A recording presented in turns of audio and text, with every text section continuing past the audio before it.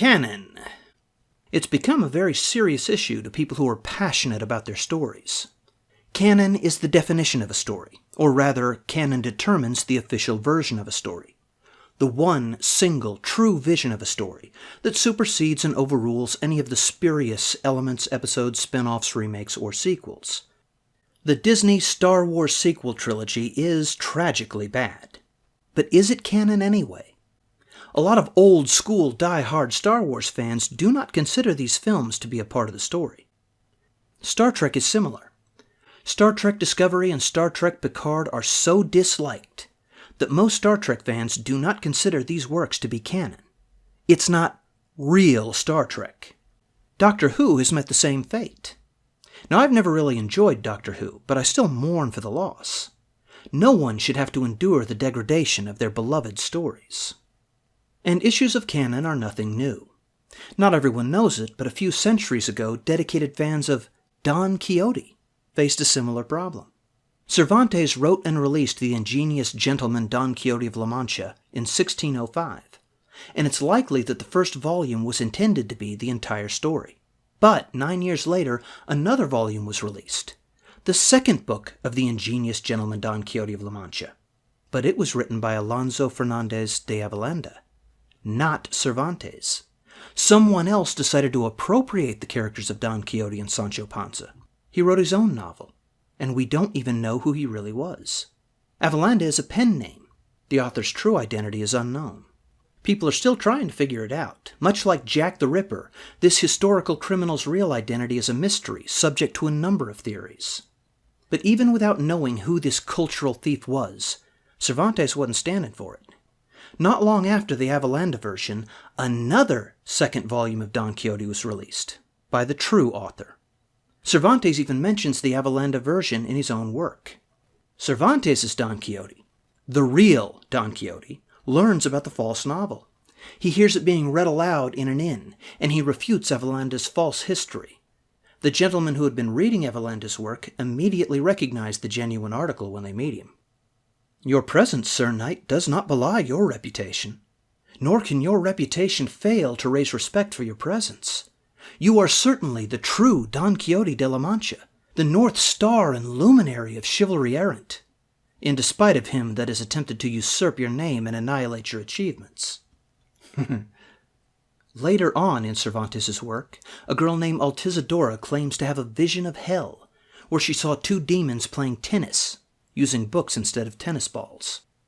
They tossed up a new book fairly bound, and gave it such a smart stroke that the very guts flew out of it and all the leaves were scattered about. Then one of the devils cried to the other, "Look, what book is that?" "It is the second part of the history of Don Quixote," said the other. "Not that which was composed by the true author of the first, but by a certain Aragonian who professes himself a native of Tordesillas." "Away with it," cried the first devil. "Down with it. Plunge it to the lowest pit of hell, where I may never see it more." "Why? Is it such bad stuff?" said the other. "Such intolerable stuff," said the first devil, "that if I and all the devils in hell should set our heads together to make it worse, it would be past our skill." Another example of competing character versions from history is the Yellow Kid, the character that my avatar is based on. This is Mickey Dugan, the Yellow Kid. He was a newspaper comics character who started in the 1890s, created by Richard F. Outcault. The Kid first appeared in the New York World, but Richard Outcault eventually moved on to work for the New York Journal. He brought his creation with him, and the Yellow Kid was featured in the Journal.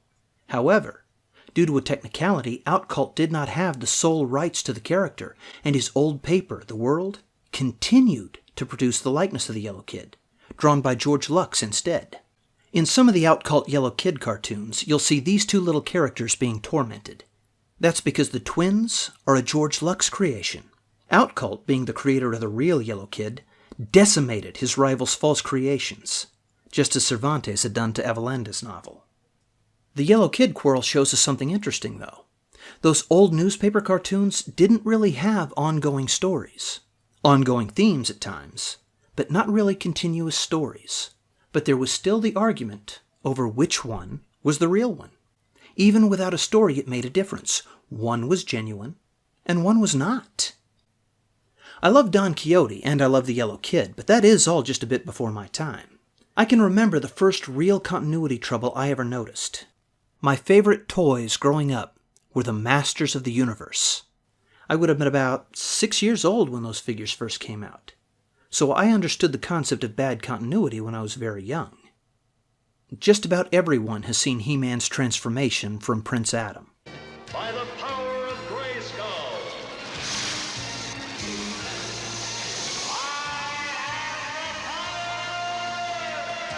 The character of Prince Adam was first introduced in a DC comic book. Prince Adam was depicted there as a carousing, womanizing, brutish lout who gets into bar fights. Not quite the character that people remember from the cartoon.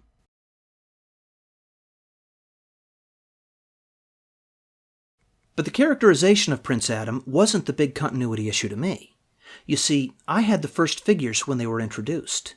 Those original figures had their own official stories, and those stories were older than the cartoons and older than the DC comic series. The toys came packaged with mini-comics that told us about the characters. So the He-Man mini-comic that came with the He-Man figure would be the first He-Man story. And Prince Adam was not a part of that story. He-Man was not royalty at all. He was just some caveman who could kick the hell out of monsters. He was brave and he was noble. So the sorceress bequeathed to him magical weapons to defend the realm of Eternia. The story was completely changed. And I knew it. Which story was I to believe? He-Man isn't the only kid stuff that got the family-friendly overhaul. I can't imagine that Eastman and Laird knew how huge the Teenage Mutant Ninja Turtle franchise was going to be when they wrote the first comic books. I do know that their version of the story didn't have much in common with the happy, harmless cartoons.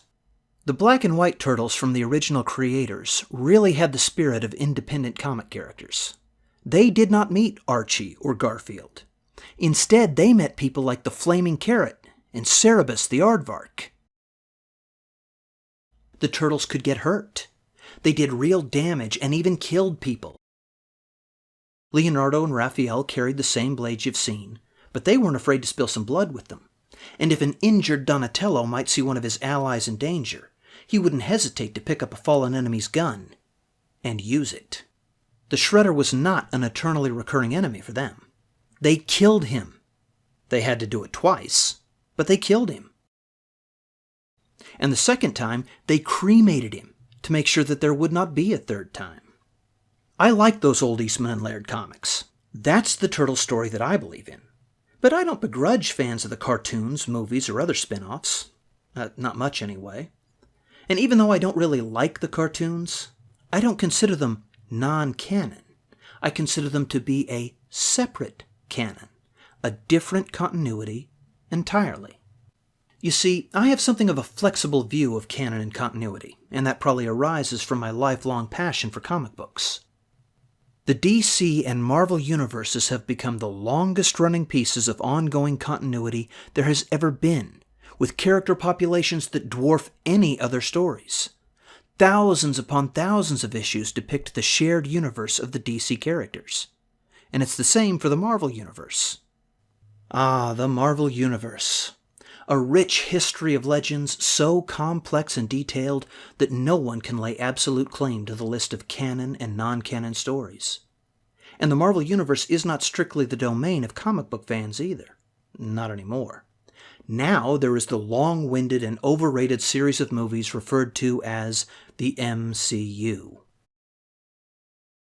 You recognize this character, of course. To someone like me, it's rather annoying that the uninitiated have access to a character like Thanos. Anyone out there know who Mar-Vell is? Or Adam Warlock? Well, why should you? They're only Thanos' greatest enemies. Hell, the MCU doesn't even include the Fantastic Four, and most MCU fans wouldn't know Namor if they saw him.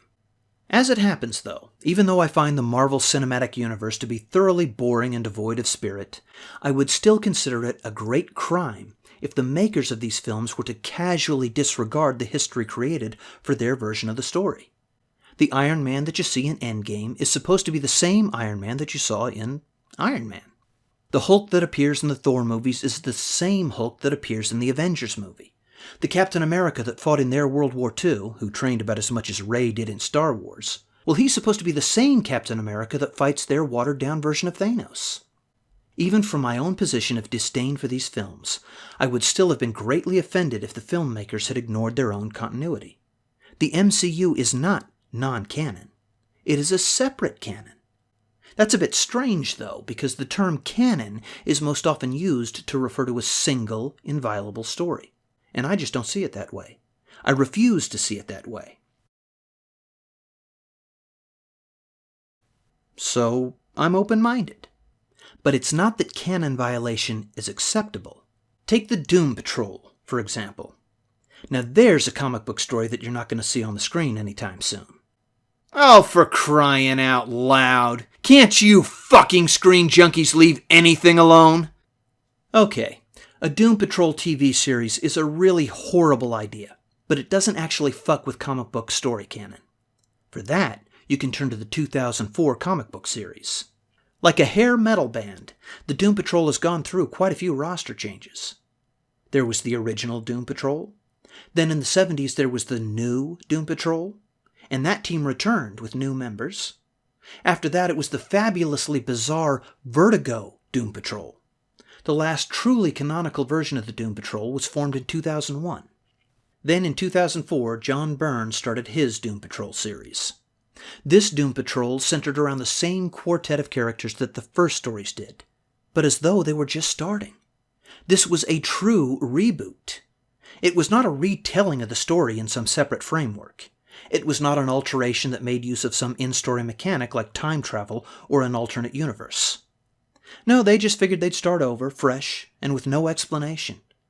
And they would include it in the greater DC universe. This new Doom Patrol had none of their previous history. When other DC characters met the Doom Patrol, they did not recognize them.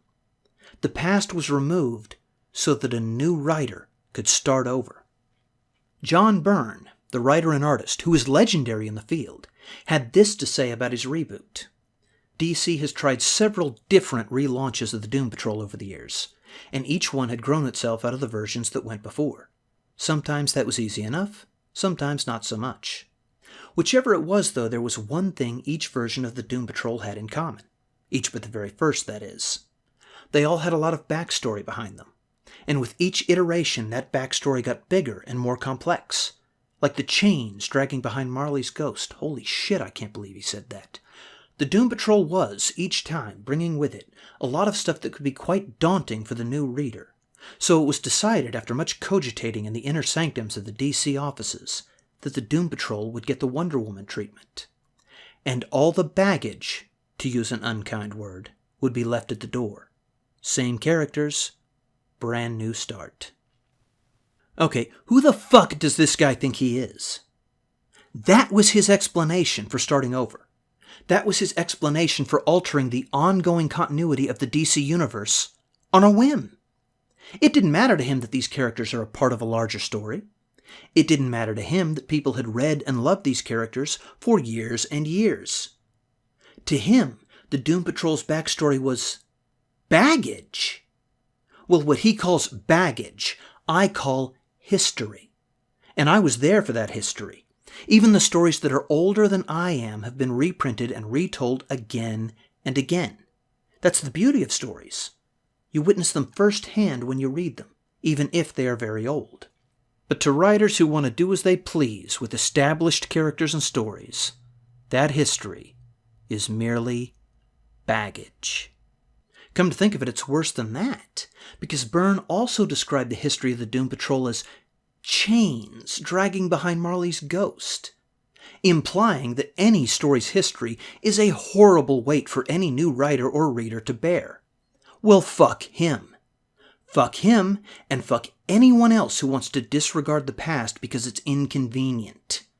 Fuck anyone who wants to cast aside old fans just because they want to do it their way. John Byrne, and anyone else who writes an established story, can drag those chains behind them. They can be thankful for the privilege. Writing demands responsibility. Responsibility to the reader, and responsibility to the story. You can't just do what you want with it, especially when there is already a story in place that you're returning to. So, even though I recognize that a story can be legitimately retold, you have to keep it separate if you want to alter the characters or their past. And even then, if you mistreat the legacy of a story, then, canon issues aside, you still run the risk of creating an entirely invalid version of that story.